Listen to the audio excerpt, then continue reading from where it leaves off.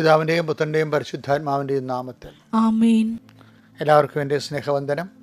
ഇന്നത്തെ ദിവസം കർത്താവ് നിങ്ങളെ പ്രത്യേകം അനുഗ്രഹിക്കട്ടെ എന്ന് ആത്മാർത്ഥമായിട്ട് പ്രാർത്ഥിക്കാം. അമ്മേ പരിശുദ്ധമ്മേ, അമ്മേ പരിശുദ്ധ ദൈവമാതാവേ, അന്ന് അങ്ങ് കൃപാസനത്തിൽ പ്രത്യക്ഷപ്പെട്ട് വരാൻ പോകുന്ന മഹാദുരന്തത്തിൽ നിന്ന് രക്ഷപ്പെടാനും എല്ലാവർക്കും വേണ്ടി പ്രാർത്ഥിക്കുവാനും ആവശ്യപ്പെട്ടിട്ട് 20 വർഷം തികയുന്ന ഈ വേളയിൽ കൃപാസനത്തിലൂടെ ഞങ്ങൾക്കും ഈ ദേശത്തിനും അങ്ങ് മധ്യസ്ഥം തേടി തന്ന എല്ലാ അനുഗ്രഹങ്ങൾക്കും കൃപകൾക്കും ഞങ്ങളിപ്പോൾ ഹൃദയം നിറഞ്ഞ നന്ദി പറയുന്നു. അമ്മേ പരിശുദ്ധ അമ്മേ പരിശുദ്ധ ജപമാല മാതാവേ, സകല പ്രാർത്ഥനകളോടും ചേർത്ത് ഞങ്ങളിപ്പോൾ പ്രാർത്ഥിക്കുന്ന ഈ കുടുംബത്തിന്റെ പ്രത്യേക നിയോഗം.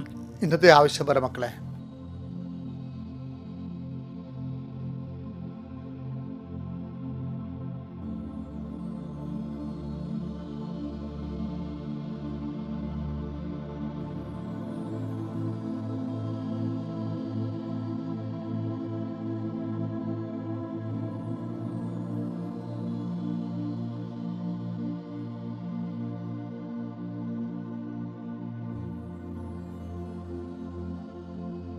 അമ്മയുടെ പ്രത്യക്ഷീകരണത്തിന്റെ ഈ ദ്വാദശക വേളയിൽ ഞങ്ങൾക്ക് സാധിച്ചു തരുവാൻ കനിയണമേ. ആമേൻ. വിശ്വാസ പ്രമാണം. സർവശക്തനായ പിതാവും ആകാശത്തിന്റെയും ഭൂമിയുടെയും സൃഷ്ടാവുമായ ദൈവത്തിൽ ഞാൻ വിശ്വസിക്കുന്നു. അവിടുത്തെ ഏകപുത്രനും ഞങ്ങളുടെ കർത്താവുമായ ഈശോ മിശിഹായിലും ഞാൻ വിശ്വസിക്കുന്നു.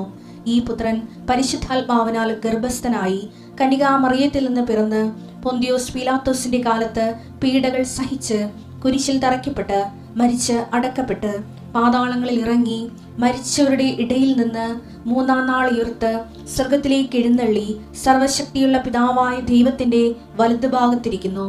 അവിടെ നിന്ന് ജീവിക്കുന്നവരെയും മരിച്ചവരെയും വിധിക്കുവാൻ വരുമെന്നും ഞാൻ വിശ്വസിക്കുന്നു. പരിശുദ്ധാത്മാവിലും ഞാൻ വിശ്വസിക്കുന്നു. വിശുദ്ധ കത്തോലിക്കാ സഭയിലും പുണ്യവാന്മാരുടെ ഐക്യത്തിലും പാപങ്ങളുടെ മോചനത്തിലും ശരീരത്തിന്റെ ഉയർപ്പിലും നിത്യമായ ജീവിതത്തിലും ഞാൻ വിശ്വസിക്കുന്നു. ആമേൻ. സ്വർഗ്ഗസ്ഥനായ ഞങ്ങളുടെ പിതാവേ, അങ്ങയുടെ നാമം പൂജിതമാകണമേ. അങ്ങയുടെ രാജ്യം വരണമേ. അങ്ങയുടെ തിരുമനസ് സ്വർഗത്തിലെ പോലെ ഭൂമിയിലും ആകണമേ. അന്നു വേണ്ടുന്ന ആഹാരം ഇന്ന് ഞങ്ങൾക്ക് തരണമേ. ഞങ്ങളോട് തെറ്റ് ചെയ്യുന്നവരോട് ഞങ്ങൾ ക്ഷമിക്കുന്നത് പോലെ ഞങ്ങളുടെ തെറ്റുകൾ ഞങ്ങളോടും ക്ഷമിക്കണമേ. ഞങ്ങളെ പ്രലോഭനത്തിൽ ഉൾപ്പെടുത്തരുതേ, തിന്മയിൽ ഞങ്ങൾ രക്ഷിക്കണമേ. ആമേൻ. കർത്താവ് അങ്ങയുടെ കൂടെ സ്ത്രീകളിൽ അങ്ങ് അനുഗ്രഹിക്കപ്പെട്ടവളാകുന്നു. അങ്ങയുടെ ഉദരത്തിൻ ഫലമായ ഈശോ അനുഗ്രഹിക്കപ്പെട്ടവനാകുന്നു. പരിശുദ്ധ മറിയമേ, തമ്പുരാന്റെ അമ്മേ, പാപികളായ ഞങ്ങൾക്ക് വേണ്ടി ഇപ്പോഴും ഞങ്ങളുടെ മരണസമയത്തും തമ്പുരാനോട് അപേക്ഷിക്കണമേ. ആമേൻ. എൻ്റെ കർത്താവ് നിന്റെ ഉന്നതമായ നാമത്തിന് സ്വസ്ഥം ചെയ്യുന്നു. ഇന്നത്തെ ദിവസം അങ്ങയിൽ ആശ്രയിക്കുന്ന മക്കളെ അങ്ങ് അനുഗ്രഹിക്കണമേ. കർത്താവെ, നിന്റെ വിശുദ്ധ പൗരോഹിത്യത്തെ മഹത്വപ്പെടുത്തണമേ. കർത്താവെ, സഭയിലുള്ള സാന്നിധ്യം നീ പ്രകടമാക്കണമേ. അമ്മേ പരിശുദ്ധമേ ദേവമാതാവേ, എല്ലാ മക്കൾക്കും വേണ്ടി മധ്യസ്ഥം വഹിക്കണമേ. കർത്താവ്, ഇന്ന് ഞങ്ങൾ സഞ്ചരിക്കുന്ന വീഥികളെ നീ ആശീർവദിക്കണം. ഞങ്ങൾ സഞ്ചരിക്കുന്ന ഇടങ്ങളെ നീ ആശീർവദിക്കണം. കർത്താവ്, ഇപ്പോഴേ രാവിലെ എഴുന്നേറ്റ് നടക്കാൻ പോകുന്നുണ്ട് ഈശോയെ. കർത്താവ്, അങ്ങനെ ഓരോരോ ഘട്ടങ്ങളിൽ ജീവിതത്തിൻ്റെ വ്യത്യസ്തങ്ങളായ ഘട്ടങ്ങളിലെ കർത്താവിൻ്റെ വചനം കേൾക്കുന്നവരെ, ഈ പ്രാർത്ഥന പങ്കെടുക്കുന്നവരെ കർത്താവ് അനുഗ്രഹിക്കട്ടെ. കുടുംബത്തിന് വേണ്ടി കണ്ണീരിലാകുന്ന എല്ലാവരെയും നീ ഈ നിമിഷം ആശീർവദിക്കുന്നു. കുടുംബത്തിന് വേണ്ടി ഭാരമെടുക്കുന്ന എല്ലാ മക്കളെയും ഈ നിമിഷം മാതാവിൻ്റെ മധ്യസ്ഥതയെ ആശീർവദിക്കുന്നു. കുടുംബത്തിൻ്റെ ഭാരങ്ങളെ ഏറ്റെടുത്ത ആളാണ് അമ്മ. കാനായിലെ വിവാഹവേദിയിൽ ചെല്ലുമ്പോൾ ആ കുടുംബം അനുഭവിക്കാൻ പോകുന്ന വലിയ ഭാരങ്ങളെ മുൻകൂട്ടി കണ്ടുകൊണ്ട് അത് കർത്താവിന് തിരുസേനയെ കൊണ്ടുവന്ന് കൊടുത്ത അമ്മേ പരിശുദ്ധമ്മേ ദേവമാതാവേ, ഞങ്ങൾ ഈ ധ്യാനം കൂടുന്ന ഓരോ കുടുംബത്തിനും, ഈ പ്രാർത്ഥനയിൽ പങ്കെടുക്കുന്ന ഓരോ കുടുംബത്തിനും സംഭവിക്കാനിരിക്കുന്ന തിന്മകളെ അമ്മ വിവേചിച്ച് മനസ്സിലാക്കിക്കൊണ്ട് അവർക്ക് അമ്മ നീല മേലങ്കിയുടെ സംരക്ഷണം നൽകണമേ എന്ന് പ്രാർത്ഥിക്കുന്നു. കർത്താവേ, ഒരു കുഞ്ഞുണ്ടായത് അബോഷനായിട്ട് മരിച്ചു, അടുത്തതും മരിച്ചു. അങ്ങനെ ഇനി ഗർഭം ധരിക്കാൻ തന്നെ പേടിയായിരിക്കുന്ന അമ്മമാരെ കർത്താവെ, അവരുടെ വയറിലെ നിൻ്റെ വിശുദ്ധമായ വലതുകരം വെക്കണമെന്ന് പ്രാർത്ഥിക്കുന്ന ഈശോയെ. ത്വക്ക് രോഗമുള്ള കുഞ്ഞുങ്ങളുണ്ട് ഈശോയെ. കണ്ണിന് കാഴ്ചക്കുറവുള്ള കുഞ്ഞുങ്ങളുണ്ട് ഈശോയെ. മുടി വളരാത്ത, കിളുക്കാത്ത, പല്ല് മുളക്കാത്ത, നടക്കാൻ പറ്റാത്ത, നിരങ്ങാൻ പറ്റാത്ത, നിവർന്ന് നിൽക്കാൻ പറ്റാത്ത കുഞ്ഞുങ്ങളുണ്ട് ഈശോയെ. ആ കുഞ്ഞുങ്ങളെല്ലാം നീ സ്പർശിക്കണമെന്ന് പ്രാർത്ഥിക്കുന്ന കർത്താവ്. നടുവേദനയുള്ള മാതാപിതാക്കന്മാരെയും നടുവ് കഴിച്ച് വിട്ടുപോണ പോലെ തോന്നുന്നത്, ഒരു പണി നിന്നുകൊണ്ട് ചെയ്യാൻ പറ്റാത്തത്, കുനിയാൻ പറ്റാത്തത്, നടക്കാൻ പറ്റാത്തത്, ഒരു ഭാരം എടുക്കാൻ പറ്റാത്തത്, എന്തെല്ലാം കഷ്ടപ്പാട് ഈശോയെ അങ്ങനെ മക്കൾ അനുഭവിക്കുന്ന ഈശോയെ. പല മരുന്ന് കൊണ്ടിട്ട് മരുന്ന് കാണുമ്പോൾ തന്നെ മരുന്ന് കഴിക്കുന്നത് കൊണ്ട് പ്രത്യേകിച്ച് പ്രയോജനമൊന്നും ഇല്ലല്ലോ എന്ന് തോന്നിയിട്ട് മനസ്സിന് നിരാശ വന്നിട്ട് ദയനീയമായിട്ട് മരുന്നിനെ നോക്കുന്നവരുണ്ട് ഈശോയെ. അവരെല്ലാം സ്പർശിക്കണമെന്ന് പ്രാർത്ഥിക്കുന്ന കർത്താവേ. ഈശോയെ, കുടുംബത്തിലെ ദുഃഖങ്ങളെ, കുടുംബത്തിലെ അംഗങ്ങൾ തന്നെ ഉണ്ടാക്കുന്ന ദുഃഖങ്ങൾ, അംഗങ്ങൾ തന്നെ ഉണ്ടാക്കുന്ന ഭാരങ്ങളിൽ നിന്ന് കർത്താവെ അവരെ സംരക്ഷിക്കണമേ. എൻ്റെ കർത്താവിൻ്റെ ഉന്നതമായ നാമത്തിനും സഭയുടെ അധികാരത്തിൽ, കുരിശിൻ്റെ അടയാളത്തിൽ, ദൈവത്തിൻ്റെ ശക്തിയാൽ ജോലിയില്ലാത്ത മക്കളെ ആശ്രയിച്ച് പ്രാർത്ഥിക്കുന്ന, ജോലി അന്വേഷിച്ച് പോകുന്നവരെ സമർപ്പിച്ച് പ്രാർത്ഥിക്കുന്ന, പണം അന്വേഷിച്ച് പോകുന്നവരെ സംബന്ധിച്ച് പ്രാർത്ഥിക്കുന്നു, വായ്പ അന്വേഷിച്ച് പോകുന്നവരെ സംബന്ധിച്ച് പ്രാർത്ഥിക്കുന്നു, മറ്റ് സ്ഥാപനങ്ങളെ അവലംബമാക്കിക്കൊണ്ട് അവിടെ രേഖകൾ ലഭിക്കാൻ വേണ്ടി പോകുന്നവരെ സമർപ്പിച്ച് പ്രാർത്ഥിക്കുന്നു. എൻ്റെ കർത്താവിൻ്റെ ഉന്നതമായ നാമത്തിൽ സഭയുടെ അധികാരത്തിൽ ഇന്നത്തെ ദിവസം ഡേറ്റെക്കുറിച്ച് കർത്താവെ പ്രാർത്ഥിച്ച് കാത്തിരുന്നിട്ട് ഈ ദിവസമാണ് അതെന്ന് മനസ്സിലാക്കിയിട്ട് ഈ ദിവസം വരാൻ വേണ്ടി കാത്തിരുന്ന ദിവസം പ്രാർത്ഥിക്കുന്നു. ഈ ദിവസം വന്നതിൻ്റെ പേരിൽ പേടിക്കുന്ന ദിവസം പ്രാർത്ഥിക്കുന്നു. ഇങ്ങനെ വ്യത്യസ്തങ്ങളായ സമയങ്ങളെ ഓർത്തുകൊണ്ട് സങ്കടപ്പെടുന്നവരും സന്തോഷിക്കുന്നവരും പ്രത്യാശയുള്ളവരും പ്രയാസമുള്ളവരെയും സമർപ്പിച്ച് പ്രാർത്ഥിക്കുന്നു. എൻ്റെ കർത്താവിൻ്റെ ഉന്നതമായ നാമത്തിൽ സഭയുടെ അധികാരത്തെ കുരിശിൻ്റെ അടയാളത്തിൽ നിൻ്റെ വ്യവലാദികളെയും വ്യാപത്തുകളെയും യേശുക്രിസ്തു നാമത്തിൽ ഞാൻ ബന്ധിക്കുന്നു.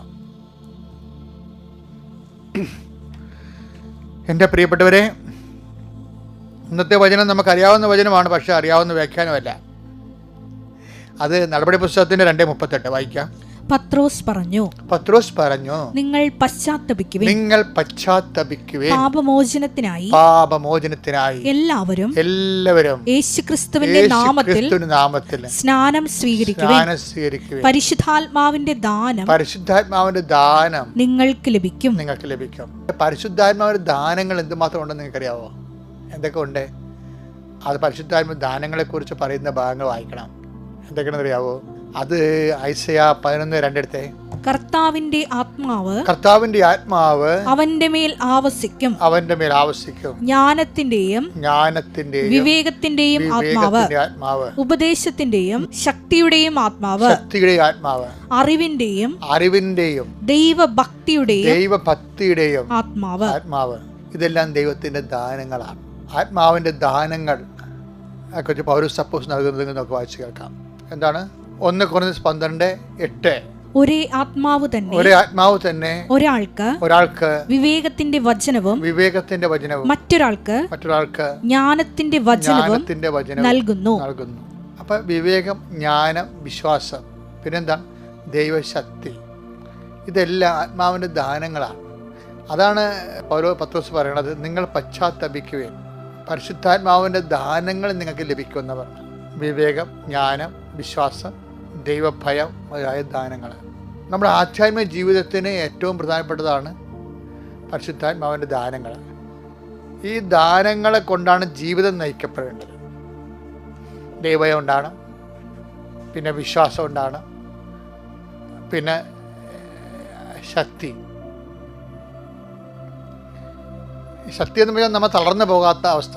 എന്തെങ്കിലും വന്നു കഴിഞ്ഞാൽ നമ്മൾ തളർന്നു പോകത്തില്ല, നമുക്കൊരു ബലം കിട്ടും, ആന്തരികമായ ബലം കിട്ടും. ഇങ്ങനെ ഉണ്ടെങ്കിലാണ് ദൈവാത്മാവാൽ നമ്മൾ നയിക്കപ്പെടുന്നു എന്ന് പറയണത്. അങ്ങനെ ഉണ്ടെങ്കിലാണ് റോമർ 8:14 ഇല്ലേ, ദൈവാത്മാവിനാൽ നയിക്കപ്പെടുന്നവർ ദൈവത്തിൻ്റെ മക്കളാണ്. അപ്പം അങ്ങനെ ഉണ്ടെങ്കിലാണ്, ഈ ദാനങ്ങൾ ഉണ്ടെങ്കിൽ മാത്രമേ നമുക്ക് ദൈവാത്മാവിനാൽ നയിക്കപ്പെടുന്നു എന്നോ ദൈവത്തിൻ്റെ മക്കളാണെന്നോ പറയാൻ പറ്റത്തുള്ളൂ. അപ്പോൾ ബൈബിൾ വളരെ സൂക്ഷ്മതയോടെ ഈ വിഷയങ്ങൾ കൈകാര്യം ചെയ്യണത്. നമുക്കതിനെക്കുറിച്ച് വലിയ പഠനങ്ങൾ കുറവാണെന്ന് മാത്രമേ ഉള്ളൂ. നമ്മളൊക്കെ ഒരുതരം നമസ്കാര ജീവികളല്ലേ, കുറച്ച് നമസ്കാരം പഠിച്ച് അങ്ങനെ ക്രിസ്തീയത ആചരിച്ച് പോകുന്ന ആൾക്കാർ. പക്ഷേ നിങ്ങൾ ഓർക്കണം, ഇങ്ങനെ പണ്ടത്തെ വിദ്യാഭ്യാസം അല്ലല്ലോ ഇന്ന് നമുക്ക് ലഭിക്കണത്. പണ്ട് ചില ആൾക്കാർ പറഞ്ഞല്ലേ, എന്നാത്തിനാ 5ാം ക്ലാസ് പഠിച്ചാൽ മതി, വണക്കമാസം പുസ്തകം വായിച്ചാൽ മതി, കൊന്തയില്ലാ മതി എന്ന് പറയല്ലേ. ആ കാലം കഴിഞ്ഞു പോയില്ലേ? അതുപോലെ തന്നെയാണ് ആധ്യാത്മിക മേഖലകളിലും ആ നമസ്കാരത്തിൻ്റെനേക്കാൾ വചനത്തിൻ്റെ ആധ്യാത്മിക അറിവുകൾ നമ്മൾ സമ്പാദിക്കാൻ കാലം നമ്മളെ നിർബന്ധിക്കുന്നുണ്ട്. അത് കാലത്തിന് നിർബന്ധം, ദൈവത്തിന് നിർബന്ധമായതുകൊണ്ട് തന്നെയാണ് നമ്മൾ ഇതുപോലെയുള്ള വചന ശുശ്രൂഷകൾ വിടാതെ കൂടുകയും ആത്മാവ് വളരുകയും ചെയ്യുന്നതനുസരിച്ചുകൊണ്ട് നമ്മൾ ആർജിക്കുന്ന കൃപ അറിഞ്ഞുകൊണ്ടാണ് അനുസരിച്ചാണ് നമുക്ക് മഹത്വം ലഭിക്കുന്നത്. ഞാനിപ്പോൾ അതിലോട്ട് അധികം പോകുന്നില്ല, ഞാൻ തിരിച്ചു വരികയാണ്. നിങ്ങൾക്കറിയാമല്ലോ, അതായത് ഇപ്പം നമ്മൾ ആദ്യം എന്താ പറഞ്ഞത്, പരിശുദ്ധാത്മാവിൻ്റെ ദാനങ്ങൾ നിങ്ങൾക്ക് ലഭിക്കുന്നു. പൗലോസ്, നിങ്ങൾ യേശുക്രിസ്തു നാമത്തിൽ ജ്ഞാനസ്നാനം സ്വീകരിക്കുവാൻ, പരിശുദ്ധാത്മാവിൻ്റെ ദാനങ്ങൾ നിങ്ങൾക്ക് ലഭിക്കുമെന്നല്ലേ പറഞ്ഞത്.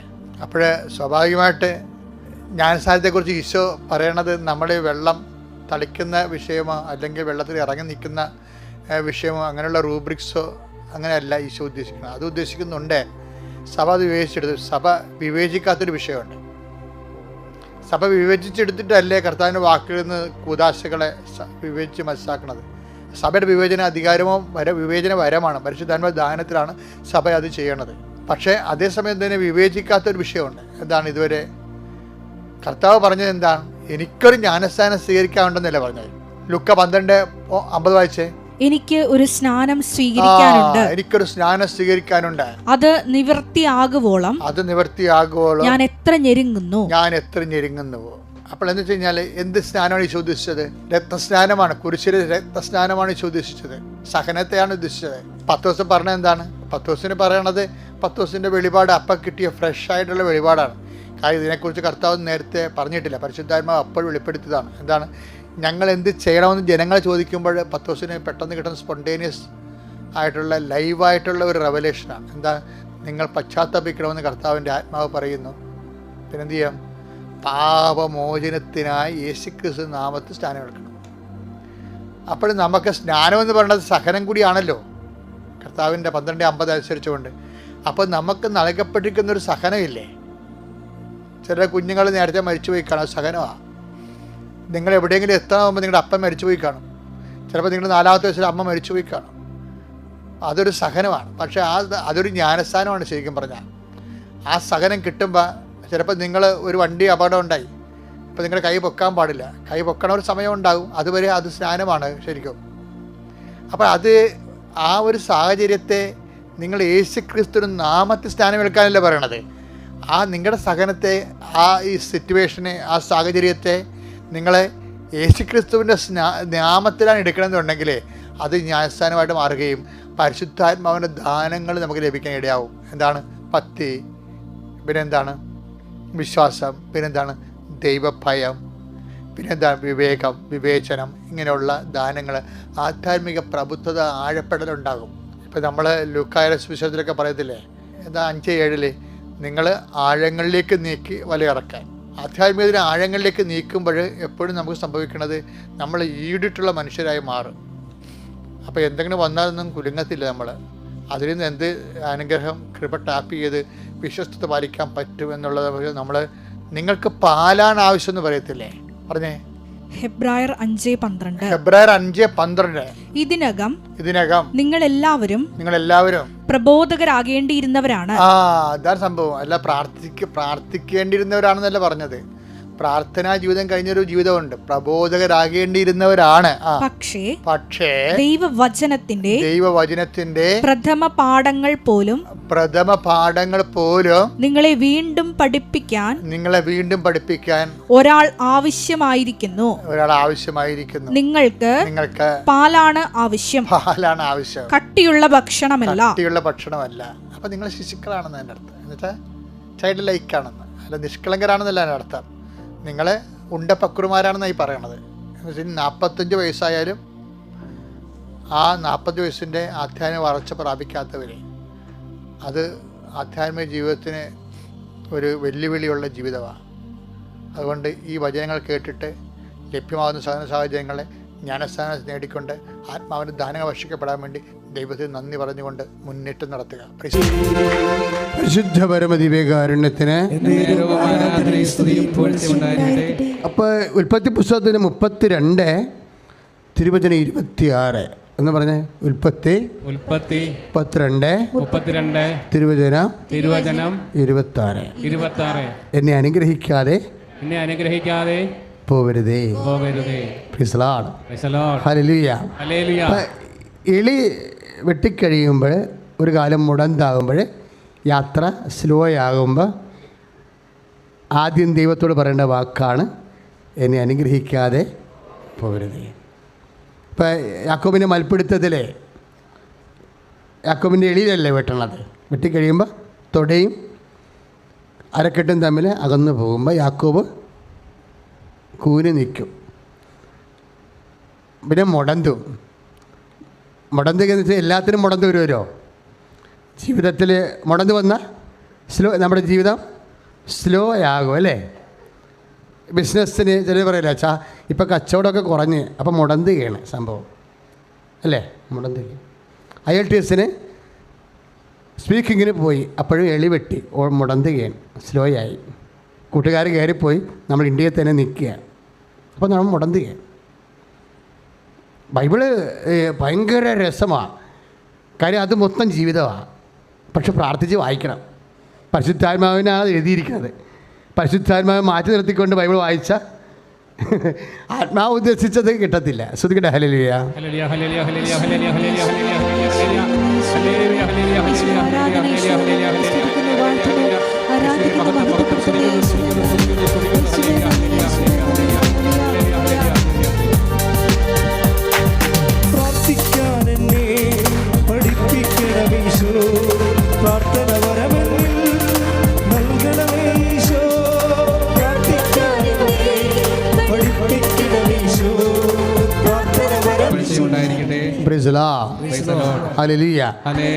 ഏതെങ്കിലും വിഷയത്തിന് സ്ലോ ആകുമ്പോൾ ഓർക്കുക നമ്മൾ മുടന്തുകയാണ് അല്ലേ. മുടന്തുകയാണെന്ന് അറിയുമ്പോൾ ഓർക്കുക എലിക്ക് വെട്ട് കൊണ്ടിട്ടുണ്ട്. എലിക്ക് വെട്ട് കൊണ്ടിട്ടുണ്ടെന്ന് അറിയുമ്പോൾ ഓർക്കുക അനുഗ്രഹിച്ചിട്ട് പോകാമെന്ന് പറയാനാണ് വാ തുറക്കേണ്ടത്, അല്ലെങ്കിൽ വെള്ളടിക്കാനാണ്. ചിലർ ഇതിൻ്റെ പ്രശ്നം മുഴുവനും നാത്തൂരാണ്, അയൽവാസിയാണ്, അവരാണ് ഇവരാണെന്നൊക്കെ പറഞ്ഞിട്ട് നാട്ടുകാരുടെ കഴുത്തെ കയറാനും വാ പൊളിക്കും. പക്ഷേ മുടന്തിയ വാ പൊളിക്കേണ്ടത് എന്തിനാണ്? എന്നെ അനുഗ്രഹിക്കാതെ പോകരുതെന്ന് പറയാനുള്ള വിശ്വാസം, പ്രത്യാശ, സ്നേഹം. ശ്രുതിയുടെ ഹല്ലേലൂയ.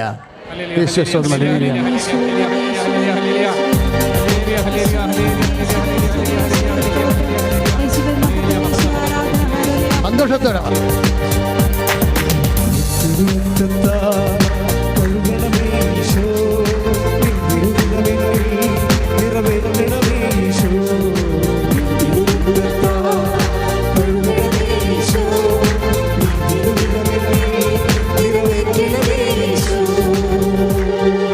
ഈ നിവർന്ന് നിൽക്കുമ്പോഴുണ്ടല്ലോ ദൈവത്തിന് നമ്മൾ അനുഗ്രഹിക്കാൻ പാടായിരിക്കും.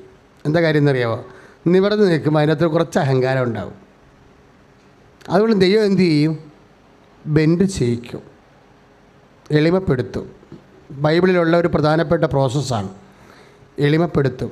ഞാൻ നിന്നെ, അതാണ് നമ്മൾ നിയമാവർത്തനം 8:3 വായിക്കണില്ലേ? നിന്നെ മരുഭൂമിയിലൂടെ അയച്ചത് നിന്നെ എളിമപ്പെടുത്തുവാൻ. Praise the Lord. ഇടയ്ക്ക് നമ്മൾ വായിക്കുന്നതുകൊണ്ട് ഞാൻ പതുക്കെ പറഞ്ഞതേ ഉള്ളൂ.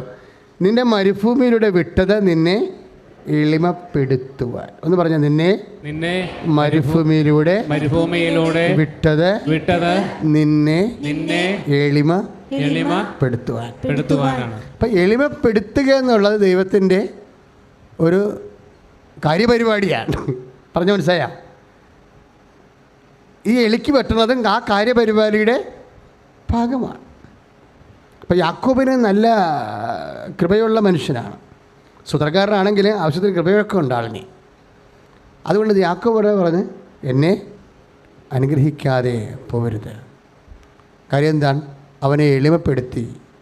ദൈവത്തോട് അത്രയും നേരം അവൻ എഴുന്നേറ്റതെന്നും മൽപ്പിടുത്തം നടത്തുകയാണ് ചെയ്യണത്. ഈ നമ്മുടെ ശക്തിയിൽ ആശ്രയിച്ചാൽ മൽപ്പിടുത്തം തുടങ്ങിയെന്നർത്ഥം. പറഞ്ഞ മനസ്സിലായ? ഈ ബൈബിളിലെ മൽപ്പിടുത്തം ഇല്ലേ, ഉൽപ്പത്തി 32 മൽപ്പിടുത്തം, അത് 24 വരെ തുടങ്ങുന്നുണ്ട്. യാബോക്ക് നദി കരയിൽ യാക്കോബ് കിടന്നുറങ്ങുമ്പോൾ ഒരു മനുഷ്യൻ വന്ന് ആ മനുഷ്യനുമായിട്ട് മൽപ്പിടുത്തം, എന്നിട്ട് രാത്രി മുഴുവനും മൽപ്പിടുത്തം നടത്തി കഴിയുമ്പോൾ അവസാനം തോക്കുമെന്നാകുമ്പോൾ യാക്കോബിൻ്റെ എളിക്ക് വെട്ടും. യാക്കോബിനെ എളിമ നിയമാവർത്തനം 8:3 അനുസരിച്ചുകൊണ്ട് യാക്കോബിനെ എളിമപ്പെടുത്തും.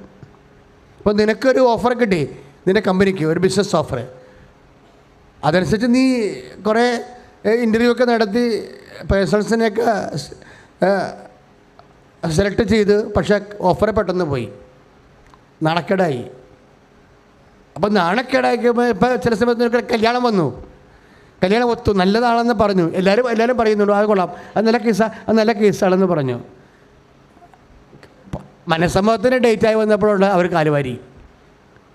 അപ്പോൾ എലിക്ക് വെട്ടിയ പോലെ അപ്പോൾ ഉടനെ നമ്മളെ കുനിഞ്ഞ് ഇല്ലേ. ഈ എലിക്ക് വെട്ടണ തിരിച്ചറിയണതാണ് ഇതിനകത്ത് ഇവിടുന്ന് ആധ്യാത്മികത എന്ന് പറയണതുണ്ടല്ലോ, ഒരു ഇൻ്റലക്ച്വൽ വർക്കാണ്. ആധ്യാത്മികത എന്ന് പറയണത് ഒരു ഇൻ്റലക്ച്വൽ വർക്കാണ്, ബുദ്ധിപരമായ ഒരു ഇടപെടലാണ്. ഇത് നമ്മൾ തിരിച്ചറിയണം. പെട്ടെന്ന് എന്തെങ്കിലും സംഭവിച്ചു കഴിഞ്ഞാൽ, ഇപ്പം നമുക്കൊരു ബാങ്കുകാരൻ ലോൺ തരാമെന്ന് പറഞ്ഞു, വിദ്യാഭ്യാസ ലോൺ. അപ്പോൾ ഇതിന് നമുക്ക് പ്രശ്നമൊന്നുമില്ല. പക്ഷേ ആപ്ലിക്കേഷൻ പുട്ട് ചെയ്തിട്ട് അതിൻ്റെ പ്രീറെക്വിസിറ്റൊക്കെ ചോദിച്ചു വന്നപ്പോൾ അയാൾ കാല് മാറിയല്ല, ബാങ്ക് മാനേജർ സ്ഥലം മാറിപ്പോയി. നമുക്ക് ഓഫർ ചെയ്ത ബാങ്ക് മാനേജർ സ്ഥലം മാറിപ്പോയി. അപ്പോൾ അത് എളിക്ക് കൊണ്ട് വിട്ടായി, നമ്മൾ മുടന്തി, സ്ലോ ആയി. ഇതെല്ലാം ഇതിലുള്ളതാണ്. പക്ഷേ അതേസമയം തന്നെ ഇതിങ്ങനെ സ്ലോ ആകുമ്പോൾ യാക്കോബ് പറയും, എന്താണ്, എന്നെ അനുഗ്രഹിച്ചിട്ട് ഞാൻ നിന്നെ വിടത്തുള്ളെന്ന് പറയും. അതാണ് പ്രശ്നം. അതാണ് നിലപാടതാണ്. ദൈവം ഉദ്ദേശിക്കണം അത് തന്നെയാണ്. അതായത് ദൈവാനുഗ്രഹം പ്രാപിക്കുമ്പോഴേ കർത്താവ് ഉദ്ദേശിക്കുന്നത് അത് നിലനിൽക്കണം, അതിന് എളിമ വേണം. ചില അമ്മച്ചിമാർക്കൊരു കുഴപ്പമുള്ളതെന്നറിയാമോ, അവർ ഉടമ്പടിയൊക്കെ ചെയ്യും. ചിലപ്പോൾ ഇപ്പോൾ ഒരു കൊച്ചിനെ കുറിച്ച് പറഞ്ഞില്ലേ, ആ കൊച്ചിന് പഠിച്ചിട്ട് ഒന്നും മനസ്സിലാവണില്ല ഇല്ലേ. വയനാട്ടിൽ നിന്നൊരു സാക്ഷ്യമൊക്കെ കേട്ടില്ലേ, ആ കൊച്ചിനെ പഠിച്ചിട്ട് ഒന്നും മനസ്സിലാവണില്ല, അക്ഷരം പോലും തിരിഞ്ഞു കിട്ടണില്ല. പിന്നെ എങ്ങനെ പരീക്ഷ എഴുതണത്? അമ്മയെ കൊണ്ടുവന്ന് നിർത്തിയിട്ട് അമ്മയോട് പറയാം, അമ്മ ഉണ്ണീശനെ പഠിപ്പിച്ച ആളല്ലേ, എൻ്റെ കുഞ്ഞിനെ പഠിപ്പിക്കുക, അതിനൊന്നും മനസ്സിലാണില്ലെന്ന് പറയും. അത്രേ പറഞ്ഞുള്ളൂ, വേറെ ഒന്നും പറഞ്ഞില്ലല്ലോ. പിന്നെ മുതൽ എല്ലാത്തിനും സർവർ പോലെ മറം കിട്ടാൻ തുടങ്ങി അല്ലേ. ഇനി ഈ അമ്മ ഒരു കുറച്ച് കഴിയുമ്പോൾ ഇതെല്ലാം മറന്നു പോയിട്ട് അമ്മ ഉടനെ കൊച്ചു രക്ഷപ്പെട്ട് കഴിയുമ്പോൾ, അവന് ജോലി കിട്ടിക്കഴിയുമ്പോൾ അമ്മ പറയും, ഞാൻ രാത്രി 2 മണി വരെ ഇരുന്ന് അവൻ്റെ ഇവിടെ ഇരുന്ന് പഠിപ്പിക്കുമായിരുന്നവനാ. വിഷയമാരില്ലേ, പണ്ട് അക്ഷരം പോലും പിടികിട്ടാതെ ഇവിടെ വന്ന് പട്ടാങ്ങി പറഞ്ഞ കാര്യമൊക്കെ ചിലപ്പം മനുഷ്യൻ മറന്നു പോകും. എന്നിട്ട് കൊച്ചു രക്ഷപ്പെട്ടവന് ജോലിയൊക്കെ കിട്ടി 10-20 കൊല്ലം കഴിയുമ്പോൾ അമ്മ അറിയാതെ പറയും, എങ്ങനെയാണ് അവൻ രക്ഷപ്പെടാത്തത്? തൻ്റെ മകൻ രക്ഷപ്പെട്ടില്ല അല്ലേ എന്ന് നാട്ടുകാർ ചോദിക്കുമ്പോൾ എങ്ങനെ രക്ഷപ്പെടാതിരിക്കും? ഞാൻ എൻ്റെ ജീവിതത്തിന് ഒരു പരുവമായി. ഞാൻ അവനോട് എല്ലാ ദിവസവും 10 മണി തൊട്ട് 1 മണി അവൻ്റെ കൂടെ ഇരുന്ന് പഠിപ്പിച്ച് അവൻ ഉറക്കം തൂങ്ങിയാൽ ഞാൻ കട്ടൻ ചായ ഇട്ട് കൊടുത്ത് ഞാൻ ഇതും പറഞ്ഞുകൊണ്ടിരിക്കും. സാധനം എന്താണ്? ഇത് ഫരിസേനാണ്. നമ്മൾ ശ്രദ്ധിക്കണം. ഇത് വെച്ച് നിന്നെ അനുഗ്രഹിക്കാൻ പറ്റത്തില്ല. കർത്താവ് ഒരു കഥ പറഞ്ഞില്ലേ, ആ ചേച്ചി അങ്ങനെ പറയുമെന്ന് പറഞ്ഞതല്ല. പെട്ടെന്ന് നമുക്ക് എളിമപ്പെടൽ ചിലപ്പോൾ ടെമ്പററി ആയിട്ടുള്ള പരിപാടിയായിരിക്കും, കാലികമായിട്ടുള്ളതായിരിക്കും. അത് ശാശ്വതമായി നിലനിന്നില്ലെങ്കിൽ അനുഭവിക്കാനുള്ള യോഗ്യത പോകും. ഈ അനുഭവിക്കാനുള്ള യോഗ്യത എന്ന് പറയണതേ ഭയങ്കരമായൊരു സംഭവമാണ്. കിട്ടിയതുപോലെ അനുഭവിക്കാൻ യോഗ്യത വേണ്ടേ? ഇപ്പോൾ ബൈബിളിൽ അനുഭവിക്കാൻ യോഗ്യത ഇല്ലാത്തൊരു രാജാവിൻ്റെ കഥ പറയണില്ലേ? എന്താ പറയണത്? നബൂഖദ്നേസർ രാജാവാണ്. ജെറുസലേം ദേവാലയം കൊള്ളയടിച്ചിട്ട് അവിടുത്തെ ഗ്ലാസും പാത്രവും എല്ലാം അടിച്ച് മാറ്റി, സ്വർണ്ണപാത്രങ്ങളല്ല. അയാൾ മരിച്ചുപോയി. പക്ഷേ അയാളുടെ മകൻ ബെൽത്താസർ രാജാവുണ്ട്. അയാളുടെ കാലമായപ്പോൾ തലക്കൊരു പിരിക്ക് കയറി. അയാൾക്ക് കുറേ ഭാര്യമാരുണ്ടായിരുന്നു. അവരുമായിട്ട് ശൃംഗരിക്കാൻ വേണ്ടി പാനപാത്രവാഹനോട് പറഞ്ഞ്, എൻ്റെ അപ്പൻ അടിച്ചു മാറ്റിയിട്ടുള്ള കുറേ പാത്രങ്ങളുണ്ട്, സ്വർണ്ണപാത്രങ്ങൾ, അതെല്ലാം കൊണ്ടുവരാൻ പറഞ്ഞു. കൊണ്ടുവന്നപ്പോൾ അതിലെല്ലാം വീഞ്ഞൊഴിച്ചിട്ട് ഈ പെണ്ണുങ്ങൾക്കെല്ലാം കൊടുത്തു. അയാൾ വീലടിച്ച് വീഞ്ഞടിച്ച് അതിനത് വീലായി. എവിടെ? കർത്താവിൻ്റെ സ്വർണ്ണപാത്രമേ. ജെറുസലേം ദേവാലയത്തിൽ വിശുദ്ധമായ കാര്യങ്ങൾക്ക് വേണ്ടി ഉപയോഗിക്കുന്ന സ്വർണ്ണപാത്രങ്ങൾ, ദൈവത്തിന് വേണ്ടി ദൈവികമായ കാര്യങ്ങൾക്കുള്ള സ്വർണ്ണപാത്രങ്ങൾ എടുത്തിട്ട് ബെൽത്താസർ വീഞ്ഞടിച്ചു. എല്ലാ ചടുത്തിമാരുമായിട്ട് വീഞ്ഞടിയായി. അയാളിൻ്റെ വെളിവ് പോയി കഴിഞ്ഞാൽ ദൈവത്തിന് പ്രശ്നമുണ്ട്. ഈ വെളിവ് പറഞ്ഞ എല്ലാവർക്കും വെളിവ് ഉണ്ടാക്കി കൊടുക്കുന്ന പരിപാടിയാണ് ദൈവത്തിൻ്റെ കൈ ഇരിക്കുന്നത്. ഠക്കേതും പറഞ്ഞൊരു കൈ വന്നങ്ങടെ ഒരെഴുത്തങ്ങോട്ട് എഴുതി, മേനെ ടക്കൽ ഉപാർസൻ. ബെൽത്താസർ ഈ കൈ കണ്ട് ഞെട്ടി. നല്ല രസമാണ് കഥ. ദാനിയേലിൻ്റെ പുസ്തകത്തിൽ 5-ാം അധ്യായം 24, 25, 26 തിരുവചനങ്ങളാണ് ദാനിയേലിൻ്റെ പുസ്തകം. ബൽത്താസറിനോട് ചോദിച്ച് ഇതെന്താണ് ഈ കാണുന്നത്, എഴുതി വെച്ചിരിക്കണം, ഒന്നും പിടിക്കണില്ല എന്ന് പറഞ്ഞു. പേടിച്ച് പോയി ആൾ. അപ്പോൾ ഇവിടെ ദാനിയേൽ എന്ന് പറഞ്ഞ ഒരുത്തൻ അവിടെ കാരാഗ്രഹത്തിൽ കിടപ്പുണ്ട്, യവന് ഈ ഭാഷയ്ക്ക് അറിയാവുന്ന ആളാണെന്ന് പറഞ്ഞു. അപ്പോൾ അവനെ വിളിപ്പൊക്കെ എന്ന് പറഞ്ഞു. അവനെ വിളിപ്പിച്ചപ്പോൾ അവരോട് പറഞ്ഞ് രാജ്യത്തിൻ്റെ പകുതി വരെ തരാൻ തയ്യാറാണ്, ഈ സംഭവം എന്ന് പറഞ്ഞു തന്നാൽ മതി പറഞ്ഞു. അപ്പോൾ നിൻ്റെ സമ്മാനമൊക്കെ നിൻ്റെ കയ്യിരിക്കേണ്ട, കാര്യം ഞാൻ പറഞ്ഞു തരാമെന്ന് പറഞ്ഞു. എന്താണ്? മേനെ മേനെ, നിൻ്റെ ആയുസ് എണ്ണിയിരിക്കണം. അപ്പം തന്നെ ഈ മനുഷ്യൻ വിറച്ച്, തെക്കൽ, ഞാൻ നിന്നെ തൂക്കി നോക്കി, പാർസിൻ, നിൻ്റെ രാജ്യം വിഭജിച്ച് ഞാൻ മെതിയാൻ കറക്ക് കൊടുക്കുമെന്ന്. കളിയല്ലേ എന്ന് ചിന്തിച്ച് നോക്കിയേ. എന്താണ്? കർത്താവിൻ്റെ കാര്യങ്ങളെടുത്ത് മ്ലേച്ഛമായ കാര്യങ്ങൾക്ക് ഉപയോഗിച്ചാൽ നിൻ്റെ ആയുസ് കുറക്കും. ഈ സന്ധ്യാപ്രാർത്ഥനയുടെ സമയത്തൊക്കെ മദ്യപിക്കുന്നവന്മാർക്കുള്ള പണിയാണിതേ. ഇത് ഈ ഇവിടം കൊണ്ട് ഇത് അവസാനിപ്പിക്കത്തില്ലേ? ഇതിവിടെ കൊണ്ട് അവസാനിക്കത്തില്ലേ? സന്ധ്യാപ്രാർത്ഥന, കുടുംബ പ്രാർത്ഥനയൊക്കെ കർത്താവിൻ്റെ സമയമാണ്. ആ സമയം കൂട്ടുകാരുമായിട്ടൊക്കെ ഇരുന്ന് സ്മോൾ എടുത്ത് കഴിഞ്ഞാൽ മേനെ മേനെ, എന്താണ്?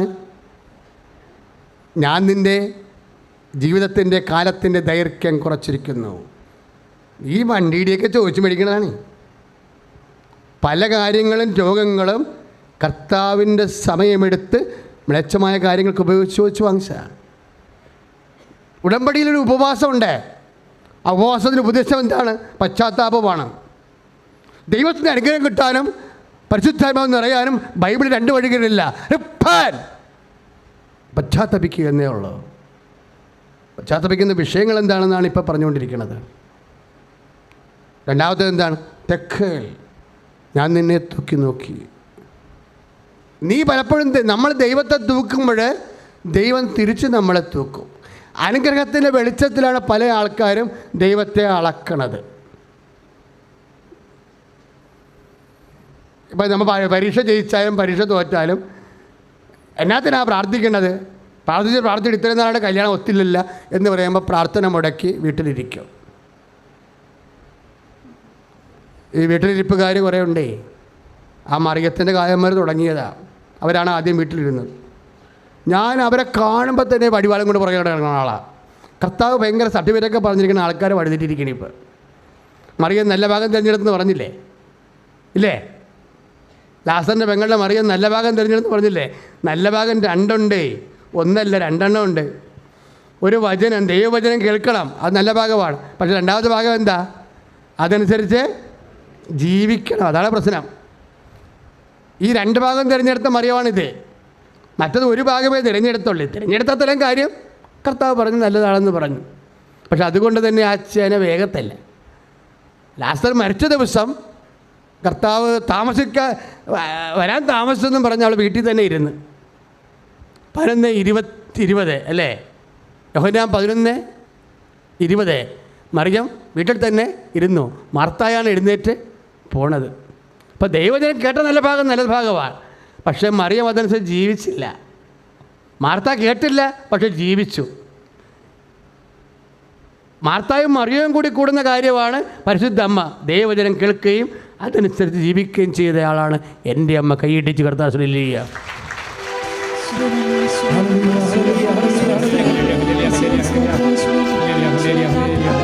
സ്തുതിക്കട്ടെ, സ്തുതിക്കട്ടെ, ഹല്ലേലൂയ.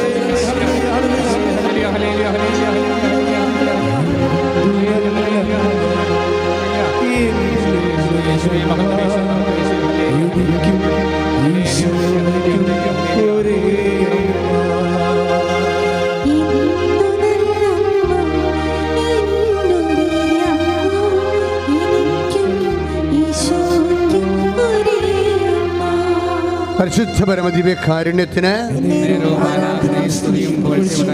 ഒന്ന് പ്രാർത്ഥിച്ചേ. കർത്താവായ ദൈവമേ, പരിശുദ്ധ അമ്മയെ പോലെ ദൈവവചനം കേൾക്കുകയും അതനുസരിച്ച് ജീവിക്കുകയും ചെയ്യാൻ എന്നെ സഹായിക്കണമേ. അപ്പോഴെന്തെങ്കിലും കാര്യങ്ങളൊക്കെ പ്രാർത്ഥിച്ചിട്ടും അതിന് നീ വിചാരിച്ച മറുപടി കിട്ടണില്ല എന്ന് വിചാരിച്ചോണ്ട് നീ വീട്ടിൽ തന്നെ ഇരിക്കരുത്, പ്രാർത്ഥന മുടക്കരുത്. അങ്ങനെ വരുമ്പോൾ എന്താ സംഭവിക്കണത്? ചിലർ ഉപവാസം മുടക്കും, ചില പ്രാർത്ഥന മുടക്കും, ചില ആൾക്കാർ ഉടമ്പടി മുടക്കും. അപ്പോൾ എന്താ സംഭവിക്കണത്? നമ്മൾ ദൈവത്തെ തൂക്കി നോക്കുകയാണ്. തെക്കൽ, ഞാൻ നിന്നെ തൂക്കി, ദൈവത്തിൻ്റെ പണി തന്നെ തൂക്കി നോക്കലാണ്. അപ്പോൾ തിരിച്ചു തൂക്കിയാലുള്ള അവസ്ഥ എന്തായിരിക്കും? നിങ്ങൾ അളക്കുന്ന അളവുകോല് കൊണ്ട് തന്നെ ഞാൻ നിനക്ക് അളന്ന് തരും. അപ്പോൾ തെക്കല്ല, ദൈവത്തെ കൊണ്ട് അളപ്പിക്കാൻ നിൽക്കരുത്, ബുദ്ധിമോശമാണത്. ശ്രുതികട്ടെ ഹല്ലേലൂയ.